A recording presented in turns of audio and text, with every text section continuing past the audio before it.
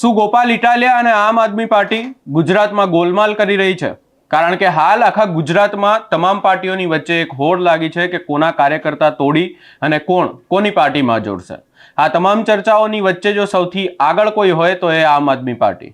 કારણ કે આપણે રોજ ને રોજ સાંભળીએ છીએ કે આમ આદમી પાર્ટીના કોઈ એક નેતાએ આ જગ્યાએ મોટું ગાબડું પાડ્યું, પરંતુ હવે આ તમામ ચર્ચાઓની વચ્ચે ખુલાસો કંઈક થયો છે.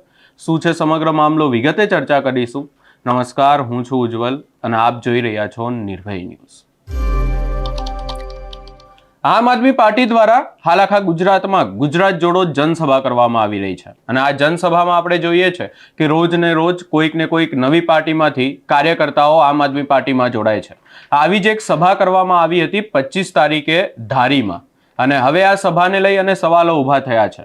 ગોપાલ ઇટાલિયા, મનોજ સોરઠિયા સહિતના નેતાઓ ત્યાં હાજર હતા અને તેમના દ્વારા એવું કહેવામાં આવ્યું હતું કે જુદા જુદા 17 ગામોના સરપંચો 1000થી વધુ સમર્થકો સાથે આમ આદમી પાર્ટીમાં જોડાઈ રહ્યા છે અને હવે આ સરપંચો મેદાને આવ્યા છે અને તેમના દ્વારા એવું કહેવામાં આવ્યું છે કે અમારું સમર્થન તો ભાજપને જ છે. આમ આદમી પાર્ટીવાળા ખોટી વાત કરી રહ્યા છે. સૌપ્રથમ આપણે એ વિડીયો પર પણ નજર કરીએ કે જ્યારે ગોપાલ ઇટાલિયા દ્વારા આ આખી વાતને લઈ અને જાહેરાત કરવામાં આવી હતી, કહેવામાં આવ્યું હતું કે આ 17 ગામોના જે સરપંચો છે અમારી સાથે જોડાઈ રહ્યા છે. એ વિડીયો પર પણ નજર કરીએ અને ત્યારબાદ હવે આ સરપંચો દ્વારા એ વિસ્તારના સરપંચો શું કહી રહ્યા છે એ પણ સાંભળી લઈએ.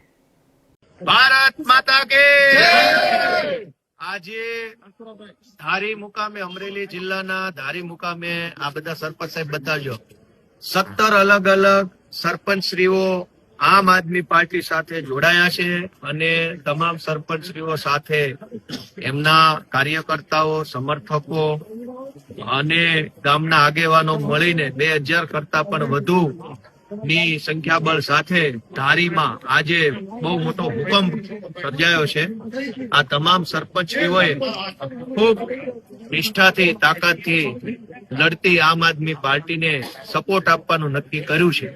આમ જોઈએ તો ગુજરાતમાં સાસવારે એવું કહેવામાં આવે છે કે તમે ભાજપ સાથે જોડાયેલા નહીં રહો તો તમારું આમ કરી નાખશું, તેમ કરી નાખશું, કામ નહીં થવા દે, વગેરે વગેરે વગેરે.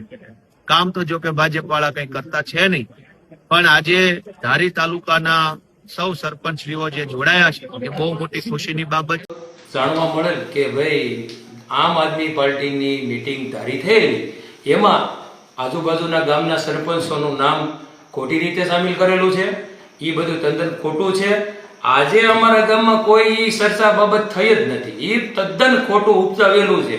આજે અમારા ગામમાં તદ્દન હાવ ખોટી પાયા વિહોણી વાત છે અને અમારા ગામમાં વિક્રમભાઈ સરપંચ આજ રોજ હાલ તબક્કે સુપર કામ કરી રહ્યા છે. ગ્રાન્ટમાં લેવલ કામ, પંચાયતની ઓફિસો, આરસીસી બ્લોક બધું કમ્પ્લીટ કરી રહ્યા છે. આ તદ્દન સરપંચોને ભરમાવવા માટેનું એક આખું કાવતરું રચેલું છે. આમાં આમ આદમી પાર્ટીમાં અમારા ગામમાંથી એક પણ વ્યક્તિ જોડાવા માંગતો નથી અને હું છે એ પંચાયત સરપંચ તરીકે કામ કરું છું. 25 તારીખે જે ધારી તાલુકામાં આપની જે રેલી થઈ હતી એમાં મારું કારણ વગરનું નામ જોડાણ કરેલું છે.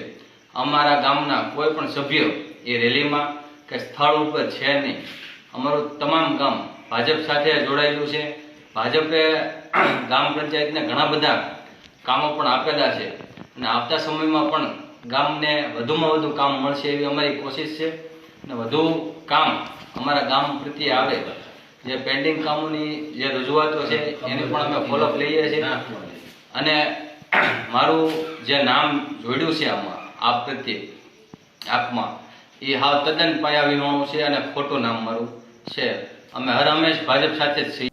હવે અહીંયા કોણ સાચું કોણ ખોટું કે પછી ગોપાલ ઇટાલિયા ગોલમાલ કરી રહ્યા છે એ તો હવે લોકોને જ ખબર, પરંતુ અહીંયા એક વાત એ સ્પષ્ટ થઈ રહી છે કે ક્યાંક ને ક્યાંક આમ આદમી પાર્ટી દ્વારા એવું અનેકવાર કહેવામાં આવે છે અને જે ગુજરાત જોડો જનસભા થઈ રહી છે એમાં લોકો પણ જોડાઈ રહ્યા છે, પરંતુ એ લોકોનું શું? કારણ કે અનેક એવા બનાવો સામે આવ્યા છે. એક બનાવ દાહોદમાંથી પણ સામે આવ્યો હતો કે જ્યાં ચેતર વસાવા અને અરવિંદ કેજરીવાલના હાથે એક વ્યક્તિ જે છે આમ આદમી પાર્ટીમાં જોડાયા હતા, ત્યારબાદ તેમની સામે છેડતીનો ગુનો નોંધાયો. એના સિવાય પણ અનેક એવા બનાવો સામે આવ્યા છે કે જ્યાં આમ આદમી પાર્ટીમાં જોડાયેલા લોકો દ્વારા ત્યારબાદ આમ આદમી પાર્ટીને જ ખબર નથી હોતી કે એ લોકો શું કરે છે. એક તો એવો પણ બનાવ સામે આવ્યો હતો કે જ્યાં આમ આદમી પાર્ટીમાં જોડાયા પછી આમ આદમી પાર્ટીના સ્ટેજ પરથી જાહેર મંચ પરથી વ્યક્તિ એવું કહી દીધું હતું કે વોટ તો કમળને આપવાનો. એટલે હવે આ તમામ ચર્ચાઓની વચ્ચે શું આમ આદમી પાર્ટી માત્ર ને માત્ર કાર્યકર્તાઓ જ જોડી રહી છે? ત્યારબાદ પાછળથી એ કાર્યકર્તાઓ શું કરે છે એમને ખબર નથી હોતી કે પછી મામલો કંઈક અલગ જ છે?